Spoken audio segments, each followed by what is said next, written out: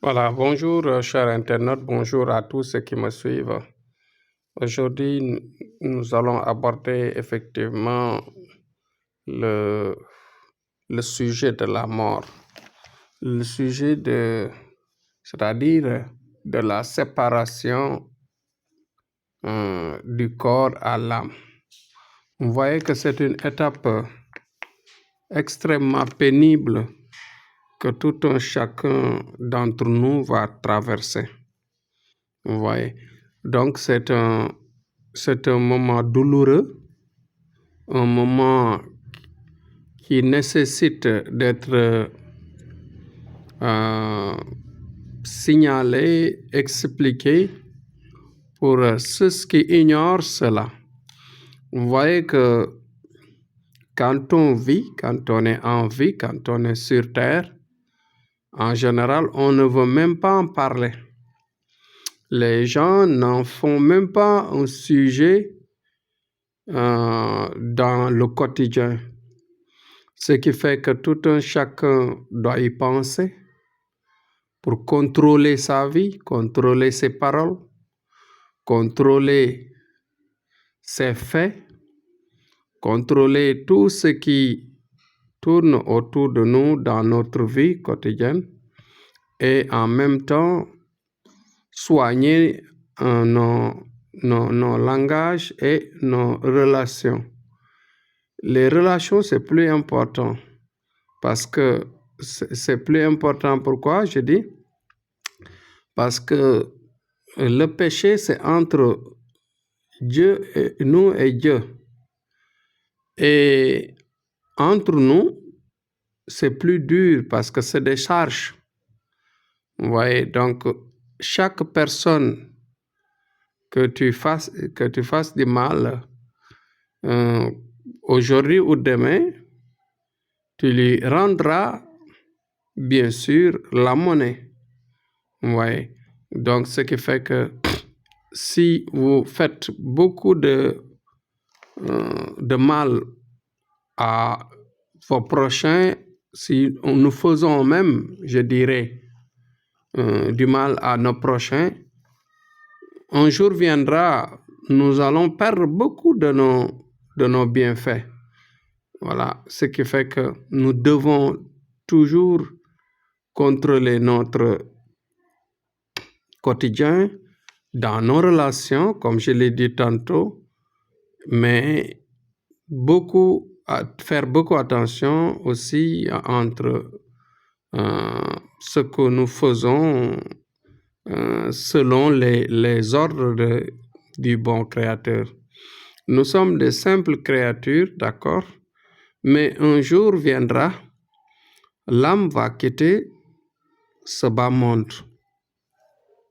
Pourquoi j'ai choisi maintenant ce sujet? C'est juste pour faire appel à la raison gardée surtout, éviter de faire du mal entre nous, éviter de se dire n'importe quoi, éviter de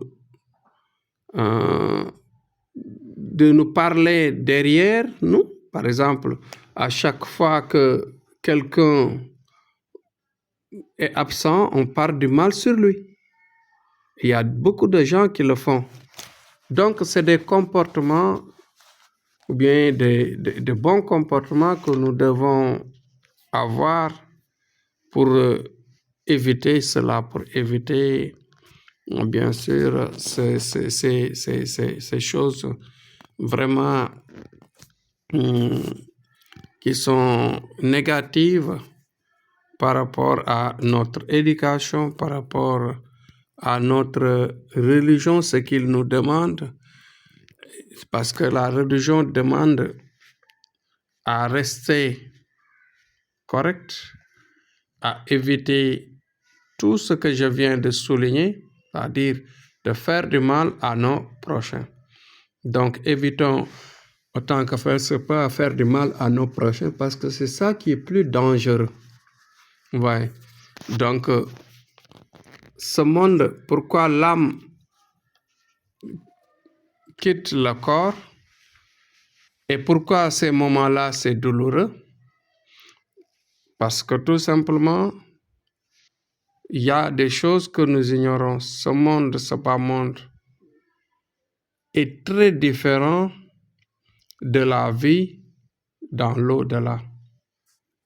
Vous voyez, là-bas, c'est pas le corps qui se déplace, c'est pas le corps qui arrive là-bas. C'est l'âme qui se déplace et qui va là-bas. Donc la mort, pratiquement, on peut dire que la mort n'existe pas, mais c'est la séparation qui existe. Ou bien le déplacement de l'âme qui existe. Il y a beaucoup d'âmes qui se déplacent avant l'heure programmée. Ce sont des âmes errantes, comme j'ai l'habitude de le dire. Bon, donc l'âme, il suffit que l'âme, par exemple, quitte le corps, automatiquement l'âme va s'empresser de quitter et d'aller rapidement. Donc en ce moment, le corps qui est là sur terre entend. Le corps entend, le corps voit les choses, mais son problème c'est qu'il ne pourra pas agir. Parce que l'animateur, qui est la particule de Dieu, qui était dans nous et qui s'est séparé de la matière, c'est ça qui fait que le corps ne pourra pas bouger, ni agir par rapport à l'activité qu'il s'était habitué. Voilà. Donc voilà en quelque sorte maintenant ce qu'on appelle la mort. Nous appelons la mort cette séparation. Et cette séparation est douloureuse selon les personnes, selon les faits qui nous animent durant notre vie. Donc, durant notre vie, nous devons éviter les péchés autant que possible, prier autant que possible, faire des partages, donner aux nécessiteux, faire des partages le maximum possible. C'est pourquoi en général, pour travailler quand on travaille pour un comment dirais-je, je dirais pour un client, on lui fait beaucoup de sadaqa, c'est-à-dire ce qu'on appelle le sacrifice, c'est-à-dire sacrifice animal, ce qu'on donne aux nécessiteux, le bien qu'on donne, l'argent qu'on donne aux gens qui sont pauvres et qui en ont besoin, la viande qu'on donne aux nécessités qui en ont besoin, les plats de manger que l'on donne aux nécessités. Donc, voilà. Et tout cela va faciliter le travail, va faciliter, bien sûr, la réalisation des projets du travail. C'est pourquoi, en général, à chaque fois qu'on fait un travail pour quelqu'un, on lui demande de payer son sacrifice parce que c'est ce qui facilite la prière, c'est ce qui facilite le résultat.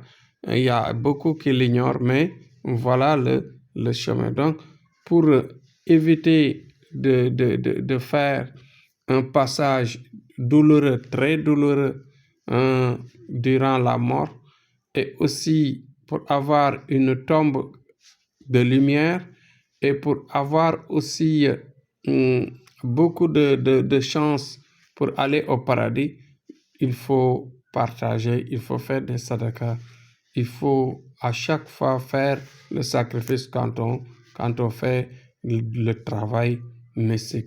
Quand on fait le travail mystique, il est nécessaire de faire, bien sûr, ces bonnes choses, de faire le partage de sa sueur, de faire le partage de tout ce qu'on a travaillé honnêtement et qu'on a gagné honnêtement. Ceci va permettre de faciliter les résultats. Mais aussi, ceci va faciliter les moments douloureux qu'on traverse durant les moments de la séparation du corps et de l'âme. Donc l'âme, c'est la particule de Dieu qui appartient à Dieu, qui anime le corps, mais juste la séparation, vous voyez, donc le corps va retourner sur la terre et que l'âme, la lumière, va retourner vers Dieu, vers la créature.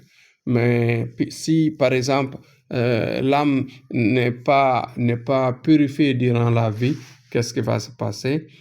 La particule va s'assombrir et va adhérer les camps de Satan. Donc, c'est des points que nous devons souligner et que les gens doivent savoir. Ouais. Donc, c'est un sujet important aujourd'hui que j'ai choisi uniquement pour faire appel à la foi,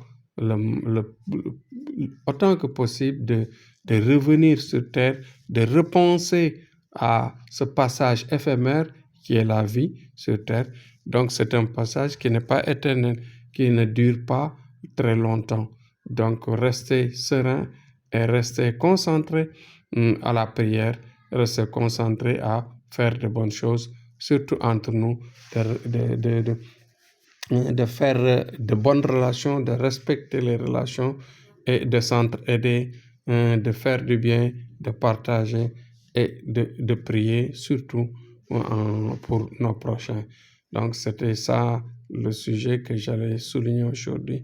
Donc, je dirais tout simplement courage à tous, vive la prière, vive la foi et aussi la croyance en Dieu. C'était Thierno Amadou, Inch'Allah. Demain, je reviens pour un autre sujet. Merci beaucoup.